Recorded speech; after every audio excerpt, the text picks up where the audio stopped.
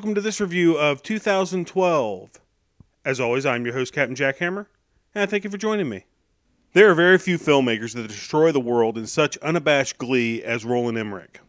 In his previous films, he has eradicated the White House in Independence Day, the Statue of Liberty in The Day After Tomorrow, and Matthew Broderick's career in Godzilla.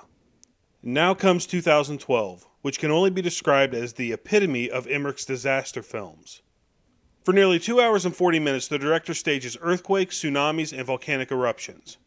He reduces the cities of Los Angeles, Las Vegas, Washington, D.C., and even Vatican City to rubble. In short, 2012 is overwrought and overproduced, an orgy of Hollywood excess and incoherence. It's also one of the most entertaining movies you'll see this year. Emmerich, who co-wrote the screenplay with Harold Closier, I hope I got that name right, is smart enough not to take any of this very seriously, and he combines old-fashioned showmanship of the 70s disaster classics like The Poseidon Adventure and Airport with gorgeously supple 21st century digital effects.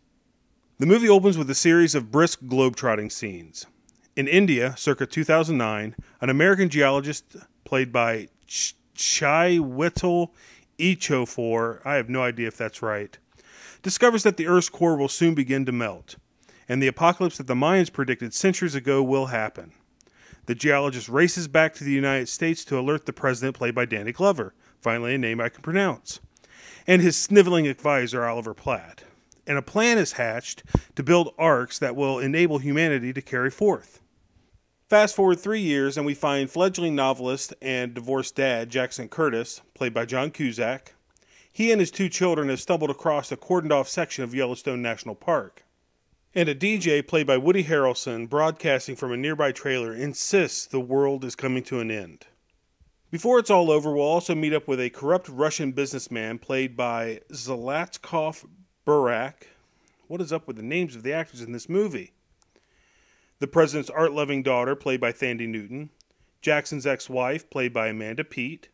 And her plastic surgeon husband, played by Tom McCarthy.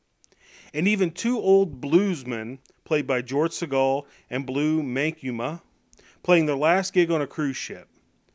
There are so many people running around in this movie, you wonder if Emmerich really does believe that the world is about to end, and he's trying to give everyone in Hollywood one last role. Yet the overstuffed cast fills all the pieces of this overstuffed movie, which leaps from explosion to explosion and one ludicrous race against the clock after the next.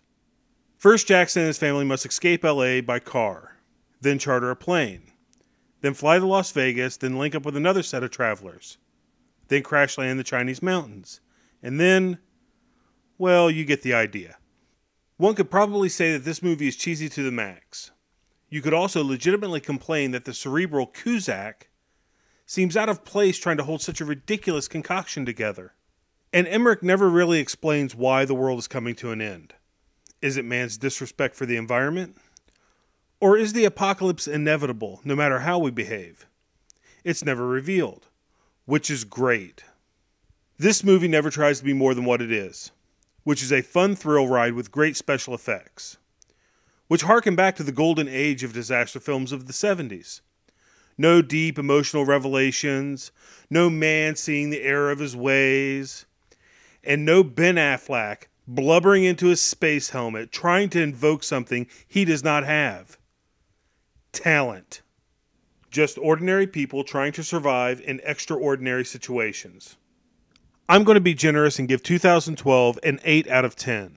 A fantastic fun movie that's worth seeing in the theater, and like Independence Day, will soon become one of your guilty pleasure movies. Thanks for watching. I'm Captain Jackhammer, and I will see you next time.